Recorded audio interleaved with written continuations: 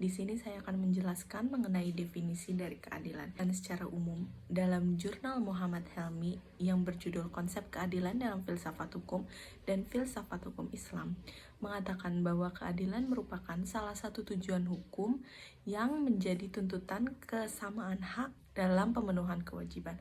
Hal tersebut dalam rangka menjaga kelestarian dan kebahagiaan kehidupan umat manusia. Artinya, keadilan dapat diwujudkan keimbangan dengan terciptanya aturan dan kehidupan manusia agar tercapai kedamaian. Definisi keadilan ini tentunya terdapat berbagai macam bentuknya. Saya mendapatkan 3 dari definisi keadilan. Yang pertama adalah definisi keadilan dari Plato. Plato menyebutkan bahwa keadilan adalah di luar kemampuan manusia biasa. Sumber ketidakadilan adalah adanya perubahan dalam masyarakat. Kemudian yang kedua adalah menurut Aristoteles, yang menyebutkan bahwa dapat dikatakan adil jika ketika semua unsur masyarakat mendapat bagian yang sama dari semua benda yang ada di alam. Manusia oleh Aristoteles dipandang sejajar dan mempunyai hak yang sama atas kepemilikan suatu benda. Yang terakhir, menurut John Rawls, mengatakan bahwa keadilan pada dasarnya merupakan prinsip dari kebijakan rasional yang diaplikasikan untuk konsepsi jumlah dan dari kesejahteraan seluruh kelompok dalam masyarakat.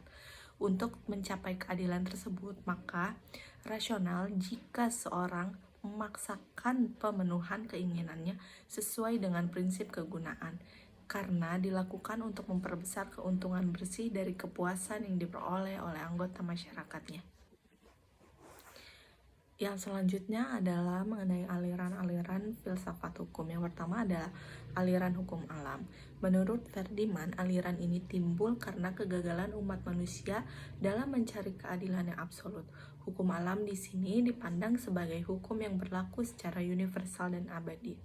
Menurut Surjono Sukanto, hukum alam dianggap lebih tinggi dari hukum yang sengaja dibentuk oleh manusia. Secara sederhana, menurutnya aliran hukum alam yang kedua adalah aliran hukum positif.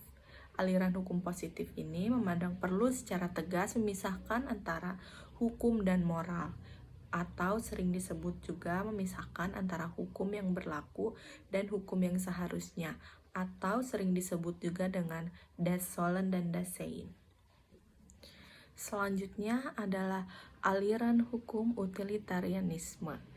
Utilitarianisme ini adalah aliran yang meletakkan kemanfaatan sebagai tujuan utama hukum. Kemanfaatan di sini diartikan sebagai kebahagiaan. Jadi, baik, buruk, atau adil tidaknya suatu hukum tergantung kepada apakah hukum itu memberikan kebahagiaan kepada manusia atau tidak. Bentham berpendapat bahwa Allah memberikan kebahagiaan dan kesusahan. Manusia selalu berusaha memperbanyak kebahagiaan dan mengurangi kesusahan.